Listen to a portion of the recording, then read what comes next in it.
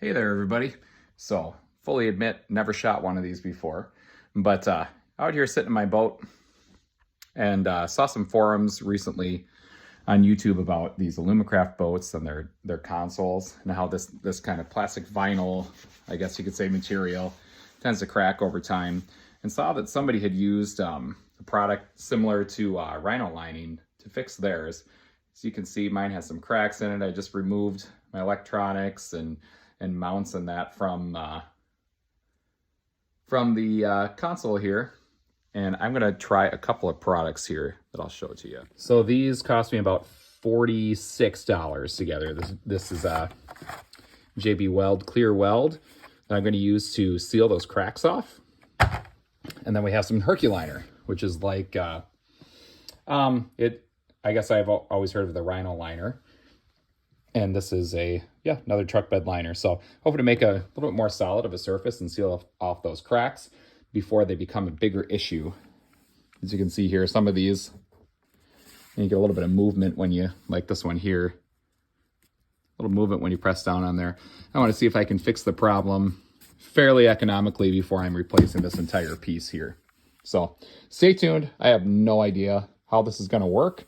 I do know the person that I watched on YouTube, or not on YouTube, the person who posted pictures on the Alumacraft owner's site, took this entire piece off and then sprayed it. So I actually got the roll-on style here. I'm just going to try to attempt to brush it on and see if I can save myself a little bit of time and energy here.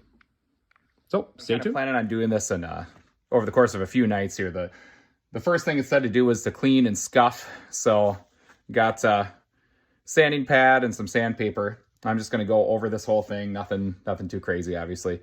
See if we can get it smoothed out a little bit and cleaned up before we apply the epoxy and eventually apply the liner. All right, so we roughed it up a little bit. Some sandpaper. Also took Goo Gone. This thing, they just had a bunch of, I don't know, just sticky all over the console here. So anyway, did that. You can see that some of the sandpaper here got gummed up pretty good. So should have a better surface to adhere. Next thing we're gonna do, get these cracks filled with a little bit of JB Weld, and we'll let it sit overnight and then come back tomorrow and start the process of the Herculiner. I don't claim to be any expert at this, obviously.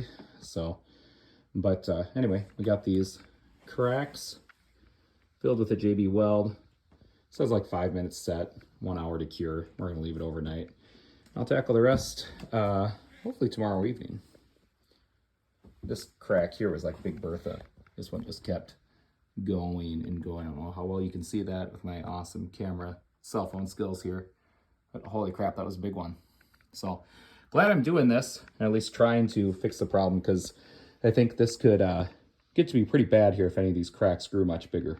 So see how it goes. So update here, we've got everything taped off, and I got some plastic sheeting on the floor as to hope to not get any of this crap on my carpet in the boat here. So about ready to apply the Herculiner. We scuffed up the surface a bit. Everything has dried overnight, all the cracks that were sealed. So yeah, we'll see how this goes on, and I'll show you the progress in a bit here. So an update. This is after approximately, actually ended up being like 2.5 coats.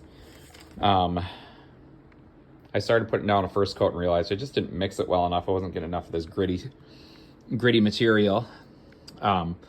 So I ended up laying down another coat when I mixed the can a little bit better, and then laid another coat on top of that. Still just, this is about 8 hours after my second coat.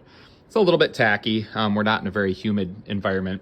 Got my garage set to about 70 degrees right now to try to speed up the curing process. But yeah, all in all, I think it looks pretty good.